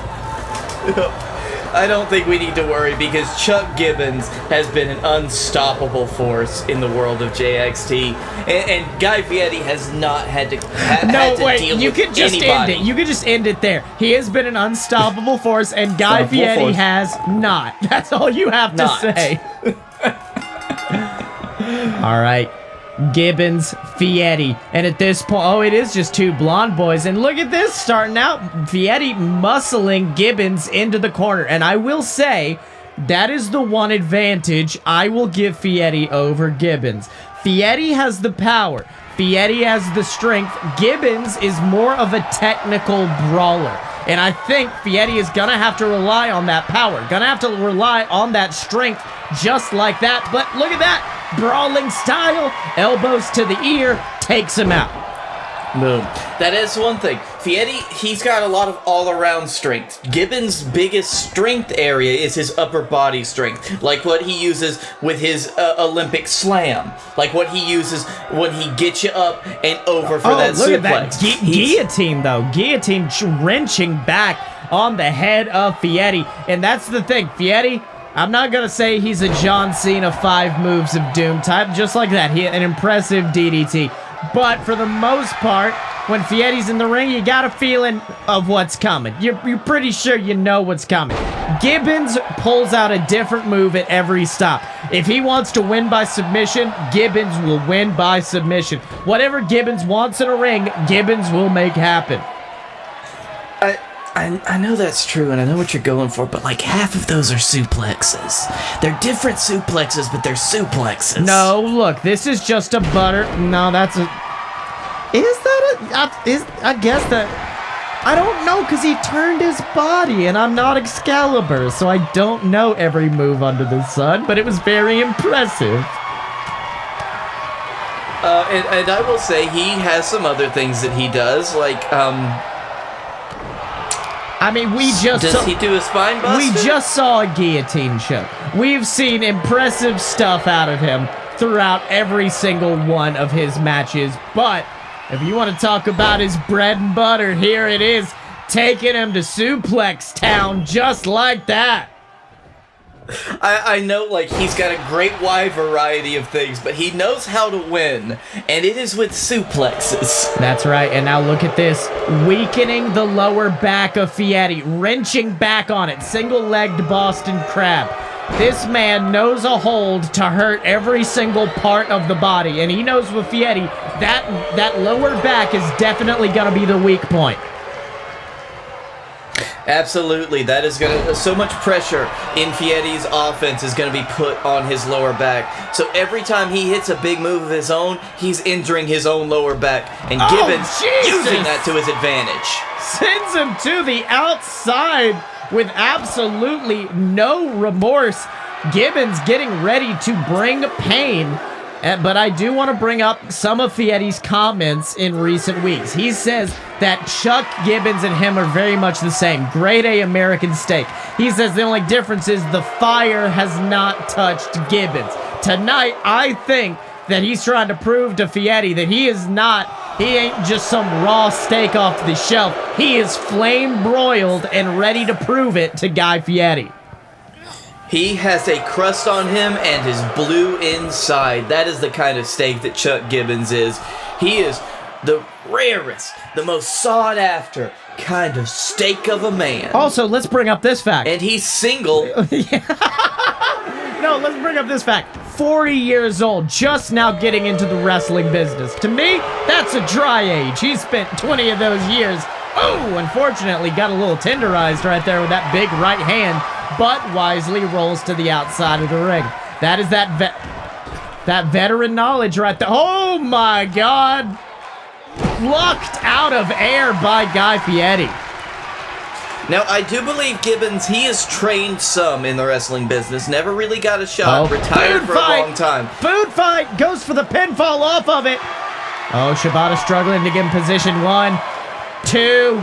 Oh, last minute kick out from Gibbons. And I'll be honest, I'm going to be humble. even though I know we are technically 2-2 right now, I think if Shibata did not take that amount of time to get in position, that might have just went to Guy Fieri.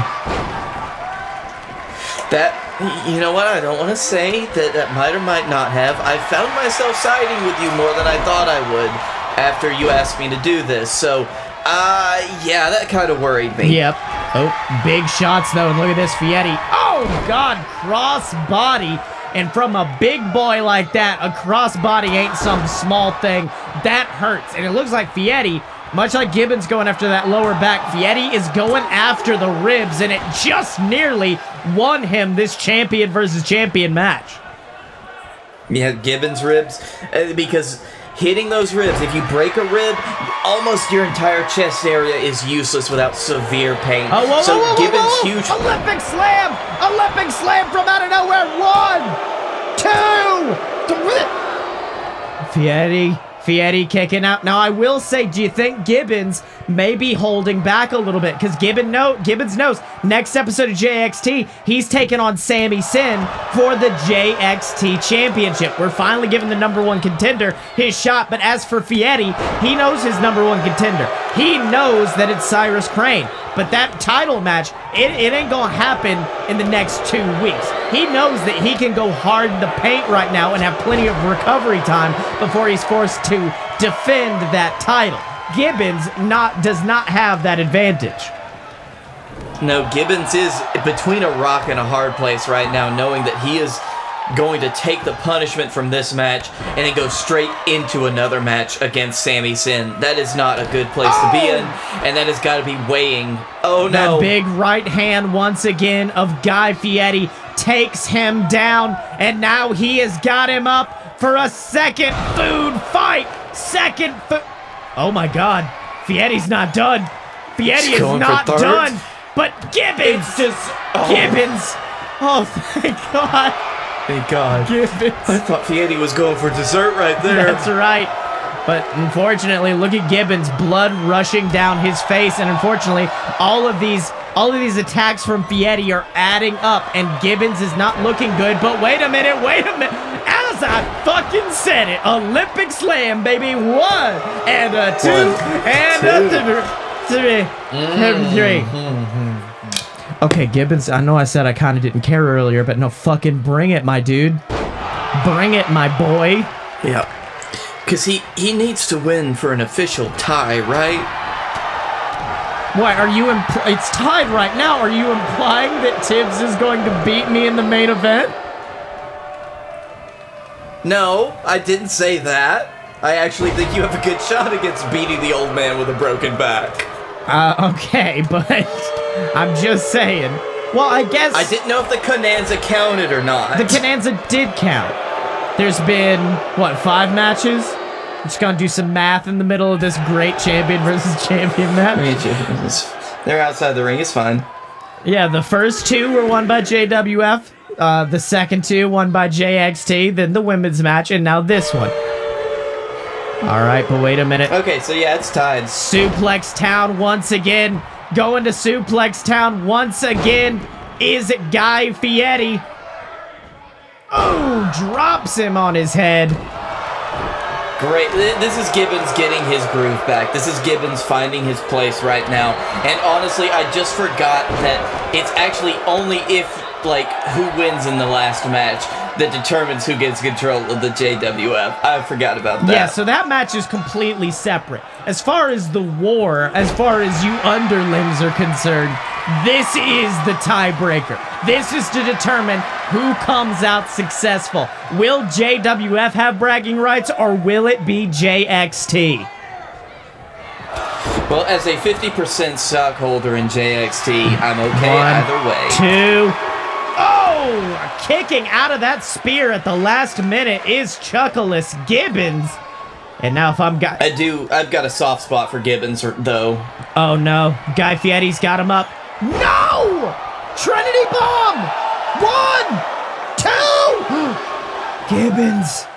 Gibbons got out of the Trinity Bomb, but Fieri is wrenching on that lower back. He is absolutely ripping apart the lower back of Chuck Gibbons, but Gibbons gets out of it. But look at that. falls straight down onto the mat. Guy Fieri just did all the damage that was needed. What the? Living slam! Living slam! Gibbons! Holy shit! Holy shit! Holy fucking shit! Fuck your Trinity bomb. 1, 2, 3! And Actually, fuck your Trinity bomb, by the way. Chuck Gibbons proving that if there's one thing more powerful than the ultimate tool of a JWF champion, it's a JXT champion. Holy shit! Shit. Do you think that Tibbs kind of fucked us trying to teach us the Trinity bomb? Because it looks like it never fucking works, huh?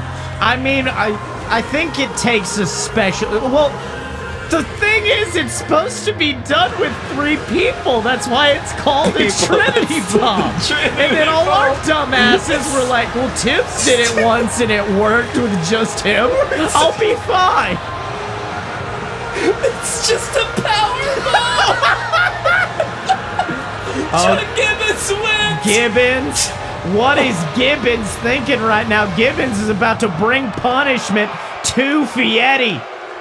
He says this victory is not enough. He wants to embarrass Guy Fieri after everything the JWF champion has said about him. Oh my God, wrenching on the ankle. He is trying to break the leg of Guy Fieri. Chuck Gibbons has absolutely snapped. What's up, everybody? It's everyone's favorite commentator, Silver Spoon, here to remind you that if you're enjoying the show, if you're enjoying this great JWF pay-per-view, maybe consider giving back over at patreon.com/a-load-of-BS. That's right, for the price of a cup of coffee a month, you can support us, the Fight Boys, a load of BS. The entire network can benefit from just a few dollars a month from you. In addition, you get exclusive content like Wrestling History X from the Fight Boys. You get to check out old episodes of JWF. They're all waiting for you over there on patreon.com/a-load-of-BS.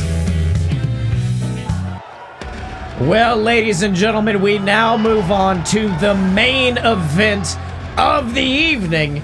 And, you know, tonight it's been weird. You've seen one commentary team, then another. Well, now you're getting the best of both worlds, because joining me is none other than our captain's champion, Blake Tanner, and a former known associate of Scottye Moore. Blake, what's been going through this kid's mind recently? Well, Sills, I'll tell you what I told everybody when they've asked me that question about Scottye, and say, I don't fucking know. It seems like too much work for not enough payoff. Even if he gets the booking of JWF for a month, I don't know what he plans on doing with it. But am I going to stop him? No, it's actually pretty entertaining to watch. Well, not only that, you gotta think Scottye Moore is a clever kid. I mean, he may have started this just saying, hey, give me a penny. And by the end of it, he may end up asking for $1 million. It could be a wishing for more wishes situation, but not if this man has any say. The owner of the JWF and the captain in this war against JXT, the man who's been joining me all evening, it's Captain Tibbs. Boom! Now, there you go, Sills. You know, honestly, seeing Captain Tibbs, it brings a lot of good memories back to me. But honestly, seeing Tibbs nowadays really just brings up something, and that's the fact that he should just stick to booking. Which I think is the reason that Scottye called him out. Tibbs is... I mean, you see that guy, he's just so past his prime right now. He's trying to run through the motions, but he just... well, you hate to see it. Well, to be fair, if I may interject, Captain Tibbs did not want this match. Captain Tibbs basically had been retired since last year's Los Trios Tangos, where we, of course, know he blew out his back doing a one-man Trinity Bomb, a move that apparently everybody thinks is just a power bomb. And Captain Tibbs did not want to get into this. He knew, look at that, Scottye Moore immediately using that youth, using that quickness to take advantage and just beat down this old man. Tibbs didn't want this. It wasn't until Scottye Moore physically threatened one of his wrestlers, physically threatened Funky Flossie, that Captain Tibbs knew he had to get involved. I don't think he wanted this match as much as anyone else did. And you know, I understand that, Sills, which is why I'm asking. I'm wondering why Scottye Moore wanted this for an opportunity to get the book for a month. Because, well, you know, after all of this, Scottye's going to get the book for a month. I'm just going to make that call right here. But it's the reasons that elude me. Oh! Tibbs has a sledgehammer. Went for a shot with the sledgehammer, which could prove to be a good equalizer, but Scottye Moore picks it up, gets it kicked out of his hand. Neither man want to be hit with a sledgehammer. I know that is not a difficult call to make, but look at this. Each man running out of the way of that pure steel, each trying their best to get a shot, because let me tell you something, whoever gets hit with that sledgehammer, they're going to be down for a while. Oof, and it looks like Tibbs just took a big one, but gave it back to Scottye Moore.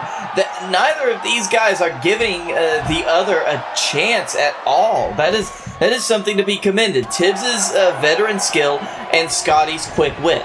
That's right, and let's not forget the last Nautical Rules match we've had in this company actually, ironically enough, happened between Scottye Moore and Chuck Tibbs, the son of Captain Tibbs. And of course, we know during that match, Chuck came out victorious. I mean, the Nautical Rules match is synonymous with the Tibbs name, and that is the one big advantage that I will give Captain Tibbs right now. What is Scottye Moore thinking? No. Scottye, look, I know you gotta want this. Oh, God! Oh, he just threw Tibbs down like it was... I know Scottye Moore has a grudge. I know Scottye Moore's wanting the book for the rest of the year. Hell, he's probably just wanting to give himself a title shot at this point. Get that title back. But this is getting out of hand. And it looks like Scottye Moore going underneath the ring, looking for some plunder, trying to find something to continue this chaos, and he pulls out a steel chair, a steel ladder, which, let me remind you, was also utilized during that match against Chuck, and both men put it to good use. You know, Sills, you would think that you were the one with the concussion and not me. Yeah, you need to go to a doctor after this. It's not good. My brain's bleeding. Oh! All right, getting whipped to the outside is Scottye Moore, and now, oh, wait a minute, what is Captain Tibbs thinking? DDT down onto the hardest part of the apron. Now, I do want to bring this up. Of course, you have been infamously part of the stable, the Fight Boys, alongside Scottye and the Dylan. Both the Dylan and Scottye have proven to have problems with Captain Tibbs. I think at this point, a lot of people are just wondering, when's it your turn? When's Blake Tanner gonna beat the... Oh! Captain Hook! Captain's Hook! Captain's Hook! He got the hook in! He has got it in, and Scottye Moore has nowhere to go. He is struggling on the outside, and Scottye Moore is tapping. Scottye Moore is tapping out to Captain Tibbs, but we are on the outside of the ring. I think at that point, Captain Tibbs was just trying to cause some damage, prove he could tap him out. That way later, he could do it in the ring. Oh, absolutely. After how long it took for Scottye to try to fight out of it, I think Scottye was trying to make it a point of pride to fight out of the Captain's Hook legitimately, but he was not able to. It just goes to show that if Tibbs had done that in the middle of the ring, we would already, the match would be over right now. That's right, and now they are both gonna be honest, Sills, wrestling over that bat, but a big kick from Scottye Moore sends Tibbs to the earth, and Scottye says, I don't need a bat, I just need my feet. Mm-hmm. Now, to your earlier point, Sills, I don't think that I would ever have a grudge against Tibbs on the level that Scottye and Dylan have seemed to develop, because I'm going to be honest, Tibbs, I don't see what the big deal that either of them have with Tibbs is, because I've been able to work my way up. I've been able to have... Goes for a pinfall off that big kick, and barely got that pinfall. And I'll be honest, Blake, I don't know if Tibbs can hear us out there in the ring, but I think he might have heard you say that he was not not fit to get back into the ring, and he's out here to prove that he is. Look at that guillotine choking Scottye Moore, just wrenching back on the neck.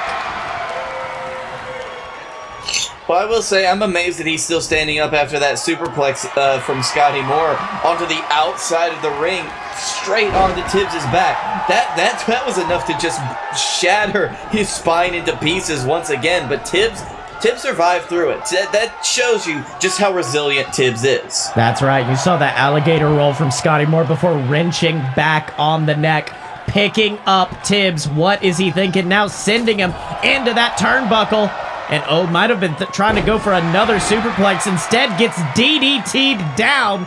Maybe a little tribute to his son Chuck there with the DD Tibbs.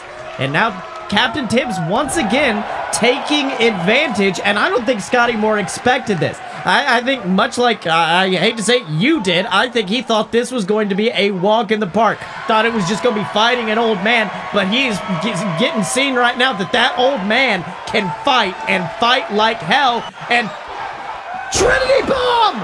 Trinity Bomb! 1, 2.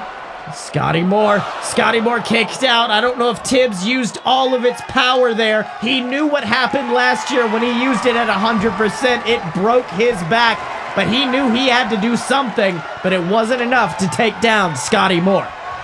No, it wasn't, Sills, because maybe it is just a power bomb when it's only one person. I don't know, but what the hell is Tibbs thinking? Tibbs, are you about to go from the top? Tibbs, that's a bad idea. Oh, wait, okay. No, Tibbs.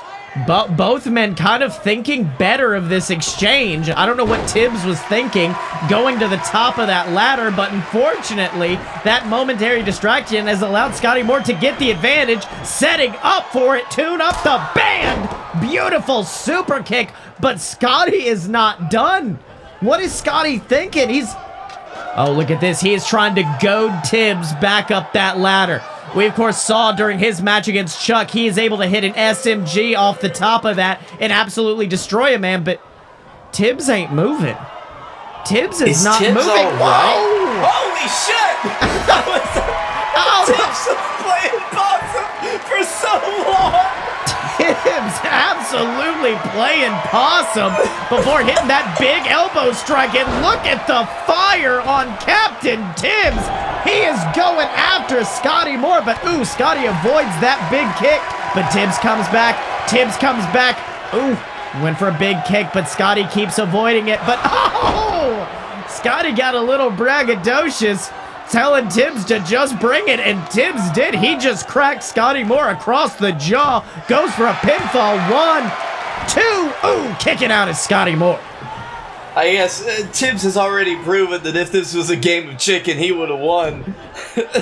Outweighting Scottye Moore, outweighting him, trying to get back up onto the ladder. But Tibbs is, I will say, Tibbs has outperformed beyond anything that I expected for him in this match. Although I think it's still going to be a big hill for him to climb against Scottye right now, even though Scottye is bleeding pretty bad, huh? That's right, Scottye Moore bleeding off of that errant elbow shot. And now look at this. Tibbs giving Scottye Moore a taste of his own medicine, bragging to the crowd. And look at that, Scottye trying to just sweep the legs out from underneath him. Tricks Tibbs out of the ring. Scottye rolls back in, but avoiding the drop kick. And then a second of those big kicks to the side of the head. I mean, that has been vicious. That has been his bread and butter in this match. Yeah, Tibbs has been targeting the side of Scottye Moore's head. He's been trying to knock him senseless, and I think honestly, that kind of sounds like what Tibbs wanted to do. Tibbs reared back so hard on that clothesline. Wait. Tope God Hero! Taking out Scottye Moore. Look at the old man take flight. Captain Tibbs impressing beyond all belief tonight at Crossing the Line. Tibbs is going all out. The fact that he just the backward momentum of him rearing up for that knocked that ladder to the ground as he landed his full weight on top of Scottye. Tibbs, what are you thinking? Tibbs, oh my God, but no, Scottye caught him with the kicks and then a big knee And now, unfortunately, I think Tibbs is his ego, his lust for that kind of high-flying maneuver might have outdone him because Scottye Moore caught him, and now Scottye Moore has advantage. SMG! And now Scottye Moore has the old man bleeding. 1, 2. Oh, kicking out at the last minute is Captain Tibbs. And look at Scottye. Scottye is just arguing with the referee. He just tried to kick him in the face. Now listen, kicking Shibata, who would do that? I'm sure that I've never done that before. Maybe. Oh, now look at this. Scottye Moore setting that ladder back up, almost in the exact same position he had when he threw Chuck Tibbs from the top of it with an SMG, landed in the center of the ring. And I think he is sending a message and a super kick straight to the jaw of Captain Tibbs. That was painful. It just looked like Tibbs' legs turned into jello for a second there because he just almost completely lost consciousness. And Scottye Moore, he's doing it again, trying to go Tibbs onto that ladder. And look at that, went back down. I think he's realized that he has beat down Captain Tibbs to a point. Oh, once again playing possum. This old man knows no bounds, but look at this. Now he is climbing. Now he is going to the top, but Scottye Moore gives chase, but both men slugging it out. Oh no, SM, oh my God! Holy shit! That was, holy shit balls. SMG straight to the earth, and then a second. Oh, dear. Scottye Moore may have just killed Captain Tibbs. Forget being able to book for the rest of the year. The company may not be around. And now he is going for 3. But Tibbs fights back. Tibbs fights. Oh, no. Look at Tibbs. Tibbs is trying to fight back, but he can't get it. He's punching at the air. He's barely doing anything. Even I feel bad for you right now, Sills, because that Tibbs just trying to attack Scottye Moore, just completely misjudging it. It just goes to show that 2 SMGs is a lot for any man to take. And on top of that, having your head slammed into that ring apron, trust me, that does not feel good. I mean, well, hold on. You just say 2 SMGs like it's nothing. He went from the top of that ladder to the outside, and ever since, Captain Tibbs, he's been struggling to fight, but he's not been able to get that advantage. But, oh wait, maybe right now. I think he was trying to climb that ladder. Shibata got in the way. Yeah, Tibbs is running on pure adrenaline right now, and you know that because of how effortlessly he knocked Shibata over with his chest. But Scottye Moore not letting Tibbs have that moment of recuperation. That's right, but wait a minute, goes for a suplex. Oh, and nails it, sending Scottye Moore to the mat, and oh no, what is Tibbs thinking? What is Tibbs thinking? He has Scottye Moore straight down. Tibbs! No! Oh my God! Massive axe handle goes for the pinfall. 1, 2. Oh, barely kicking out is Scottye Moore. And look at both of these men donning crimson masks. I mean, I know you personally, you never put much stock in this JWF JXT war, but to these 2 men, they are going to war right now. Yes, I will say that I was not putting as much into this between these 2 men. SMG. What the hell? Tibbs right back up. Tibbs is working off pure adrenaline right now, and unfortunately, I don't know how that's going to pay off when you're going against a guy like Scottye Moore, but ooh, Scottye misses on that big shot to the outside. You gotta wonder how much the instincts of Captain Tibbs are coming into play right now, because Captain Tibbs, he's running off of instinct. Oh, after taking that elbow though, but Captain Tibbs is years of instinct. He could probably run on autopilot for weeks and we wouldn't know it. I'm sure he has. Ooh, big DDT from Scottye Moore levels him. And look at Scottye wiping the blood away from his face before backing up into that corner. And it may be all over but the hurting for Captain Tibbs. Super kick straight to the face, but Scottye's not done, but Tibbs comes back. Tibbs is taking more Scottye kicks, SMG. Fuck everything. Oh, and now look. How is he still standing? Oh, went for an elbow drop to the back, but gets out of the way. What is Scottye Moore thinking here? Could we see it? SMG! Goes for the pinfall. 1, 2, Tibbs! Tibbs! Captain Tibbs doing his damnedest to keep Scottye Moore from winning. This is how angry Captain Tibbs is. Captain Tibbs is running off of pure anger right now. He is running off of pure just stubbornness at this point. This is how far Captain Tibbs' stubbornness goes. Went for the fist drop and misses it. And then SMG on the outside. Captain Tibbs. It's okay, it's just a month, Tibbs. We need you for the rest of 2021. I think at this point, it is a thing of principle. Locks him in once again. I think at this point, he's going to try to make him tap twice. So you may have pinned me once if he does pin me, but I've tapped you out twice. But instead, let's go of the leg. Brings him back. Could we see him getting back in the ring? But no, sends him into the ring post. Scottye Moore's face a crimson mask. Oh, sends him down once again.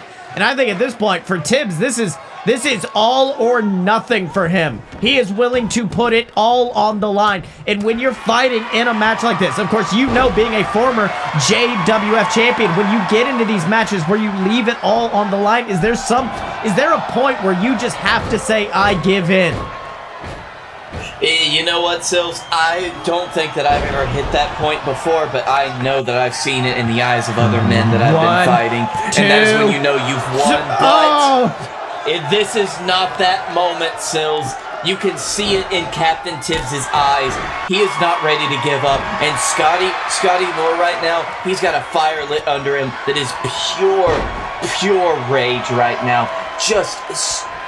You could tell how frustrated he is that Tibbs has not given in yet. That's right, especially against a maneuver like the SMG. Of course, we know Tibbs has taken that move before many times in the past, not from Scottye Moore, of course, but from other competitors.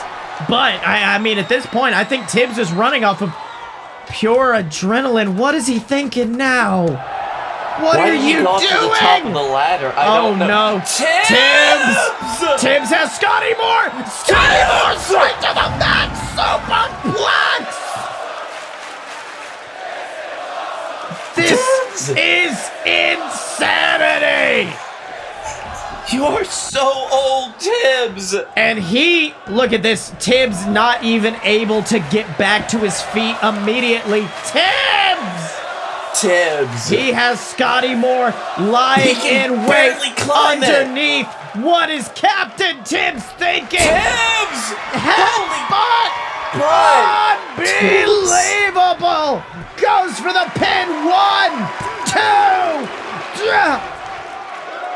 Oh, well, Scottye Moore saying, if you got a lot of fight, I got a lot of fight. And he just took him out, but Lariat takes him down before picking him up right beside that ladder. Big forearm shots.